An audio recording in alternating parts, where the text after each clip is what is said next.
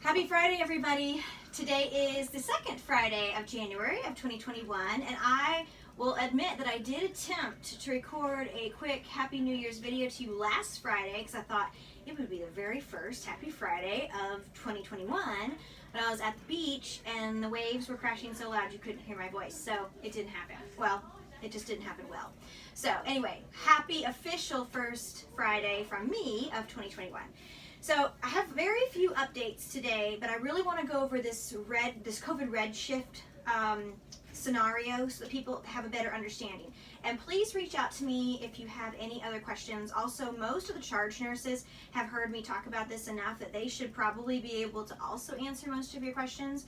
But I'm hoping today clears up a lot of the issues that have been brought up, okay? All right, we'll start with our congratulations and praise. So we have one birthday in the unit, Mario. Happy birthday on the 15th. And happy anniversary to both Linda and Melanie, who are 3 years on, I think it was the 12th. So they started on the same day, and I remember that day very well. So happy anniversary, ladies. All you do in the unit is incredible. Hope you have another happy 3 years here. Unit updates. Okay, preceptors, please make sure that you teach your new hires how to access CoLab. This has come up a couple of times recently that people are not sure where CoLab even is or how to get there or what can be found there. So please make sure that's one of the things that you help them go through when there's a teensy bit of downtime. I'm going to put it into the new hire binders, but I'm just reminding you right now. Okay, staffing updates. Well, I'll save that one to last. Okay, safety and compliance. Charge RNs. If you give report in my office, I need you to sit on opposite sides of the room. So one in the corner by the whiteboard and one over here by the printer. That's 6 feet apart. And please wear your masks while you're in here. We want to protect everybody. And I know that a lot of times when we're giving report, it's happening quickly. So please make sure you're doing that.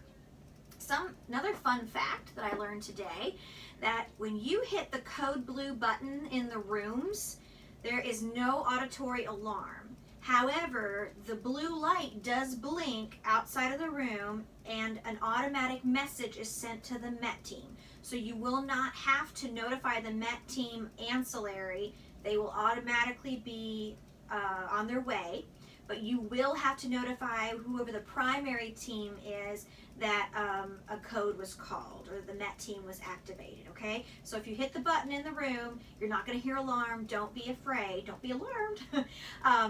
But it will be like a silent alarm, basically, okay? All right, staffing updates. So we have a new RN starting on Monday. Her name is Amy. She is actually hired as a rotator nurse. She'll be on night shift for 12 weeks and the day shift for 12 weeks or some semblance of that type of a schedule. She's an experienced RN. She'll start in general orientation on Monday and will be in the unit the following week. And she'll be primarily precepting with Danielle and JD. So when you see Amy, please welcome her.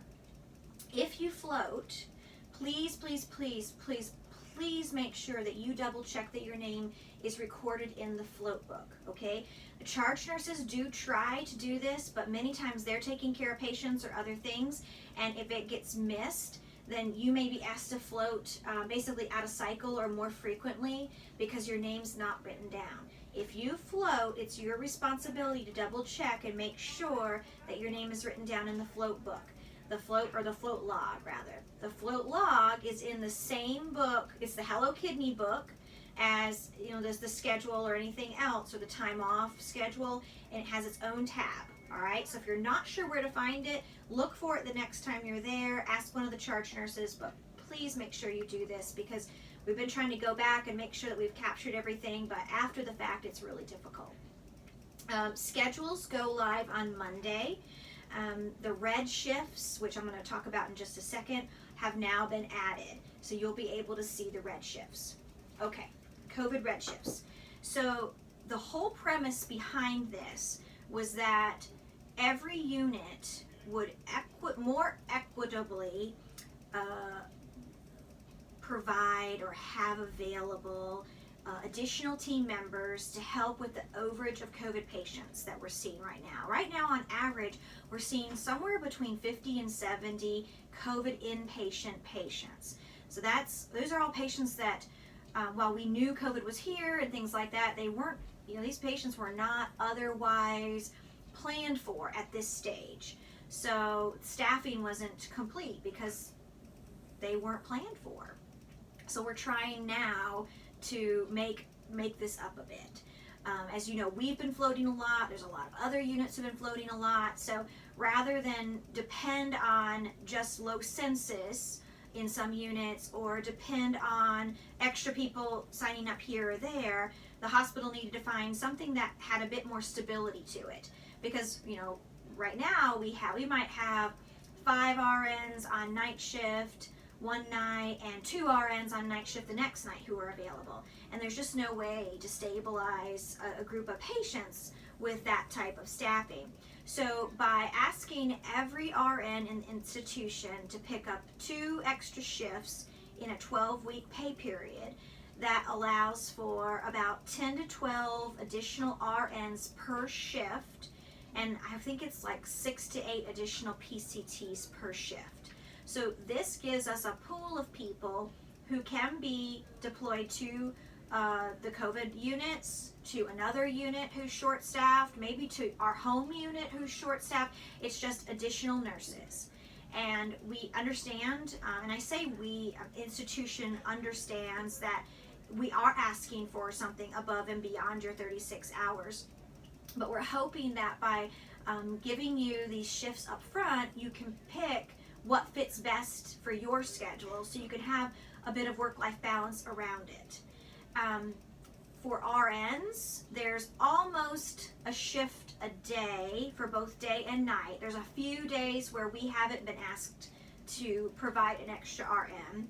And these are dates that were assigned to us. So it's not just across the board every single day, every single unit adds an RN. It was certain days or certain weeks. So in our schedule now for the upcoming, I've put them in, and they're in for these last couple of weeks of this current schedule. So if there's a day that you say, Terlyn, this is the only day that I can work extra with whatever I've got going on, let me know that, because I have other manager friends who are telling me the same thing, that they have other team members, and maybe we can swap around a little bit. And because it doesn't really matter what unit it is, it's an extra body to help take care of these extra patients. Okay, I would like to tell you that I hope this is it. This is all we're going to have to do. And they're saying that this COVID surge that we're in right now, we're projected to be here for 8 to 12 weeks.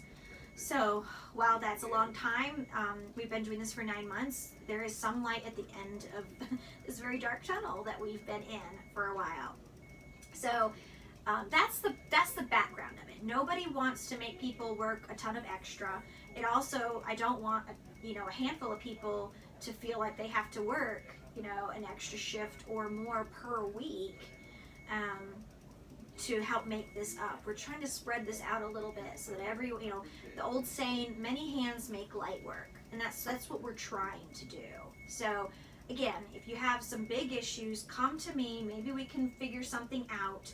I'm asking you to dig deep. I'm asking you to do more than you've done, and you've already done more than so many others in the similar situations. And please know that I appreciate it. Ben appreciates it. The institution appreciates it. Even if you haven't necessarily heard that from us, we do. We hear you. We see you.